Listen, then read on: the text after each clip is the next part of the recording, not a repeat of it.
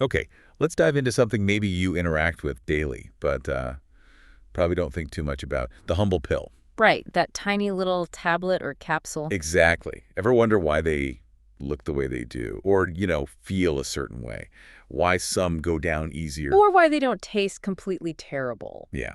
There's a whole hidden world of engineering there. Let's unpack this. And that's precisely what we're doing today. This deep dive is all about tablet coatings. Okay. Our mission, really, is to unearth the crucial reasons and the pretty ingenious methods behind how medications get coated. Based on the source materials we've looked at. Exactly. And you'll see these coatings, they're way more than just window dressing. They're critical. So let's kick off with the why. Why bother? Why do pharmaceutical companies go to all this trouble? Well, the most relatable place to start is probably patient experience. Right. Like you said, the taste. Or just getting it down. Think about it. A life-saving drug that's just foul tasting Yeah. or super chalky, people just won't take it consistently. That's a huge barrier. Yeah, adherence is everything. Absolutely. But it goes way beyond just taste and feel. Coatings are vital protectors. Protectors? How so? They shield the active drug from things like air, moisture, even light. Environmental factors. Precisely. That improves stability, shelf life. Basically stops the drug degrading before you take it. So it actually stays effective. Yes, yes.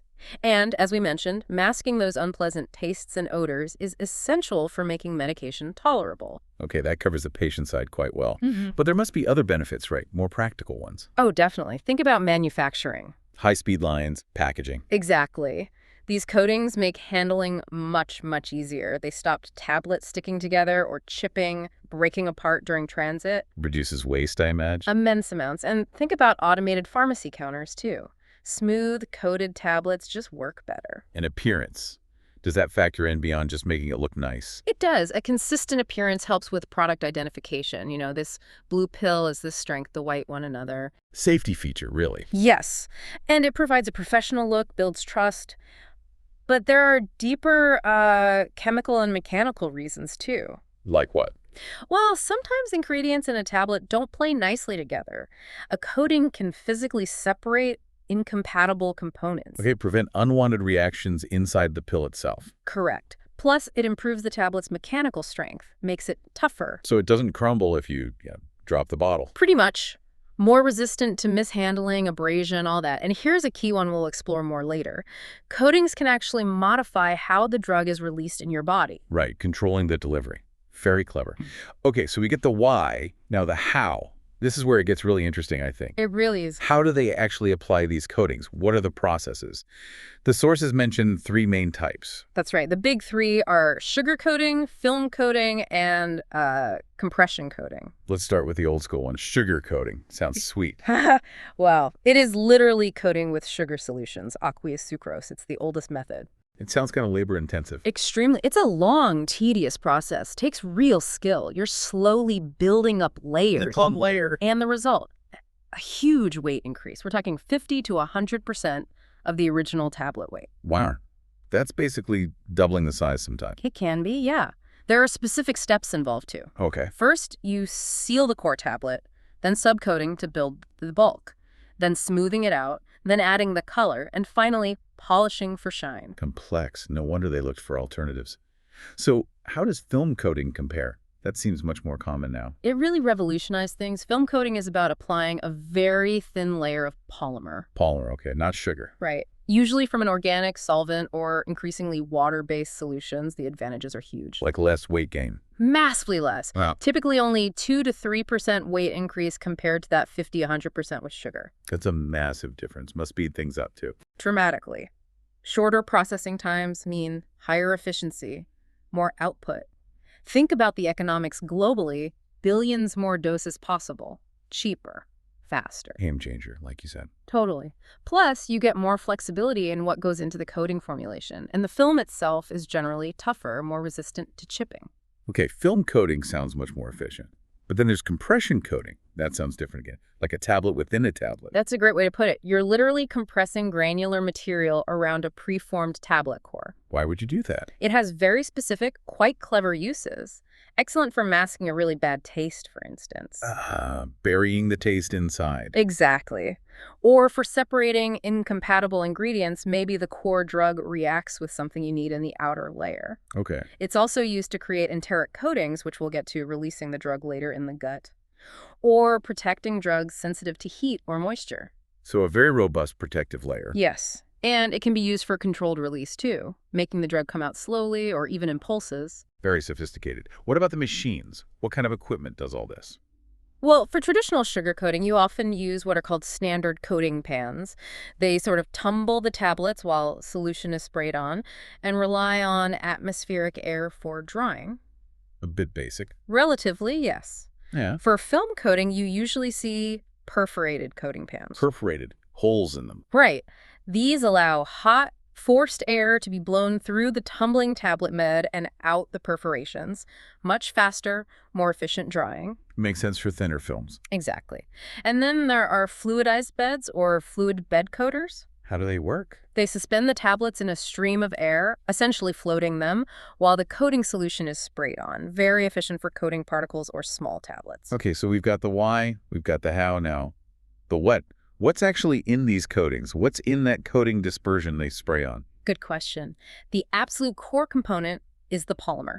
The backbone, you called it earlier. Exactly. It forms the film itself. Needs lots of ideal properties. Such as? Well, it needs to dissolve or disperse in the chosen solvent, obviously. It has to form a strong, flexible film, not brittle. Right, so it doesn't crack. Precisely. Needs the right solubility in the gut so the drug actually gets released.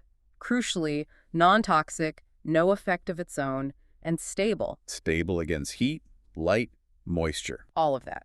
Examples. Things like cellulose derivatives, HPMC is very common, hydroxypropyl methylcellulose, Okay.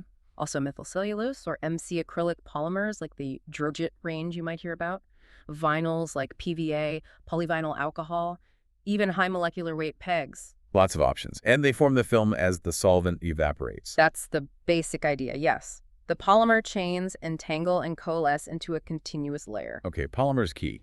What about plasticizers? You mentioned flexibility. Vital. Polymers on their own can be quite brittle when they form a film. Plasticizers are added to increase flexibility. Like making plastic softer. Kind of, yeah. They get between the polymer chains and allow them to move more easily. This reduces the risk of the film cracking, especially if the tablet expands or contracts, or during handling. And helps it stick better. Improves adhesion to the tablet surface too, yes. What sort of things are used? Things like glycerin, propylene glycol, low molecular weight polyethylene glycols, PEGs, again triacetin, various citrate or phthalate esters, usually used at about 1 to maybe 50% by weight of the polymer itself. Got it. Makes the film workable. Now, colorants. Are they just for making pills pretty? Or is there more to it? Making them pretty, or at least distinct, is part of it. Appearance and product identification are definitely key reasons. Safety again, avoiding mix-ups. Absolutely critical, but the type of colorant matters. You have water-soluble dyes and insoluble pigments. And one is better than the other for coatings. Generally, pigments are preferred for film coating. Dyes can sometimes migrate or cause issues with solubility, especially if you're using organic solvents. Okay. Pigments stay put. Right.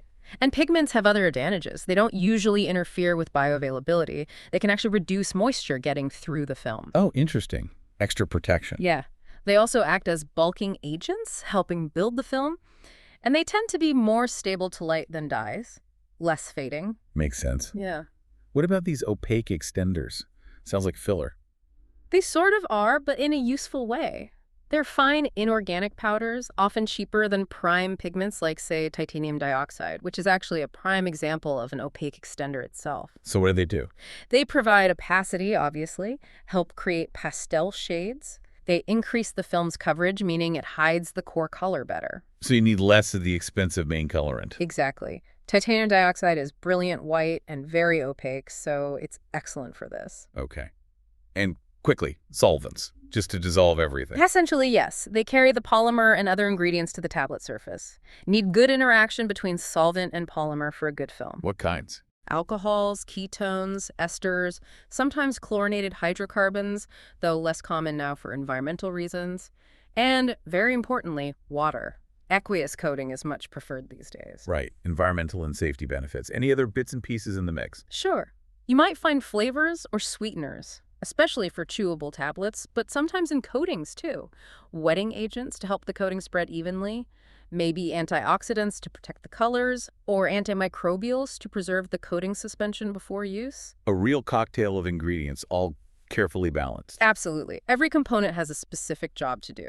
So let's circle back to something you mentioned earlier, which sounds incredibly important: modifying drug release. Yes, this is where coatings become truly functional, beyond just protection or aesthetics. What does this actually mean for how the medicine works inside you? We're talking delayed release, enteric coatings, and extended release. Exactly. Let's start with delayed release or enteric coatings. Enteric meaning related to the intestine. Precisely.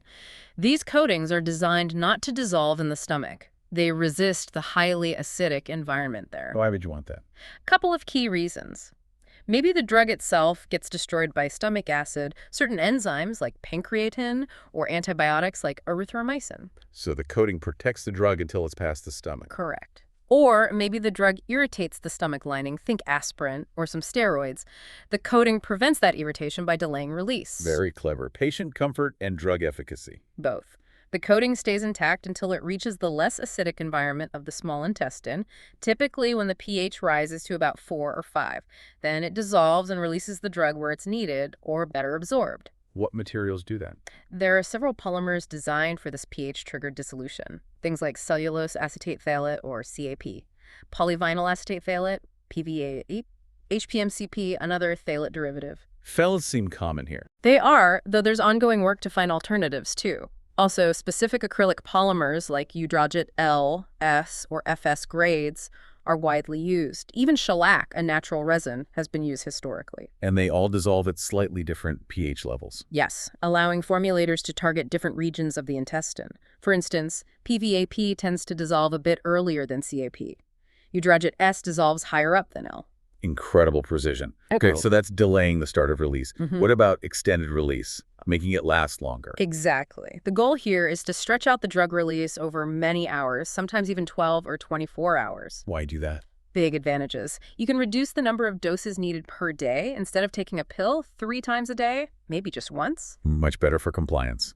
Easier to remember. Massively. And it can help maintain more constant, steady levels of the drug in the bloodstream, avoiding peaks and troughs. Which might mean better therapeutic effect and fewer side effects. That's often the goal, yes. But it requires careful design.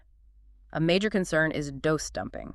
Dose dumping. What's that? If the extended release coating fails suddenly, the entire drug load, which is much higher than in a standard tablet, could get released all at once. Oh, that sounds dangerous. It can be.